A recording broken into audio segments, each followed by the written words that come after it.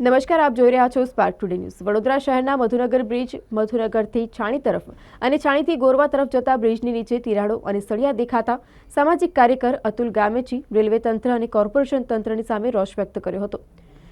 વડોદરા મહાનગર સેવા સદન દ્વારા નવાડ પાસે 17.15 કરોડના ખર્ચે બાંધવામાં આવેલ ઓવરબ્રિજનું લોકાર્પણ મુખ્યમંત્રી નરેન્દ્રભાઈ મોદીના વરદ હસ્તે કરવામાં આવ્યું હતું। બ્રિજના નીચે રેલવે ક્રોસિંગ, બ્રિજ સળિયા અને તિરાડો દેખાતા સામાજિક કાર્યકર અતુલ ગામેચીએ તંત્રની સામે રોષ વ્યક્ત કર્યો હતો। તિરાડો અને સળિયા દેખાતા વહેલી તકે રિપેર કરવામાં આવે તેવી માંગણી કરી હતી। તો સાથે જ હાલ ઓવરબ્રિજ બંધ રહેવાનો હોય ત્યારે વહેલી તકે આ બ્રિજનું સમારકામ કરવામાં આવે તેવી માંગ સામાજિક કાર્યકર અતુલ ગામેચી દ્વારા કરવામાં આવી હતી।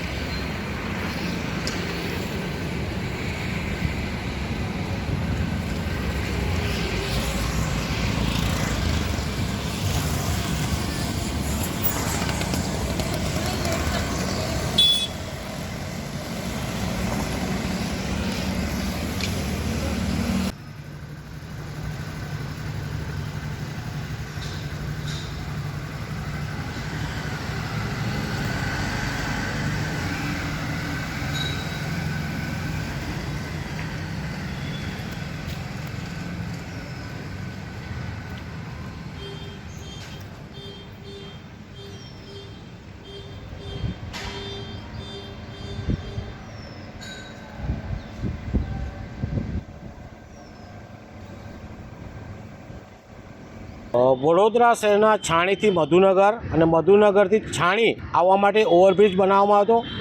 આ ઓવરબ્રિજ જે તે સમયે 2011માં માનનીય મુખ્યમંત્રી નરેન્દ્રભાઈ મોદી હતા ત્યારે બનાવવામાં હતો।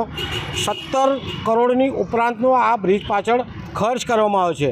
હાલમાં આ બ્રિજ નીચે જઈને જોવા જતાં સળિયા દેખાઈ રહ્યા છે, તિરાડો પણ દેખાઈ રહ્યા છે અને ક્યાંક ને ક્યાંક આ બ્રિજમાં ભ્રષ્ટાચાર થયો છે તેવું સાબિત અહીંયા થાય છે। બીજી બાજુ જોવા જઈએ તો વડોદરા શહેરમાં હાલ પંડ્યા હોટલનો બ્રિજ તેમજ નવાડનો આ મધુનગરવાળો બ્રિજ બંધ રાખવાના છે। તો આ સમય દરમિયાન આ બ્રિજનું મરામત કરવામાં આવે તેવી અમારી માંગ છે।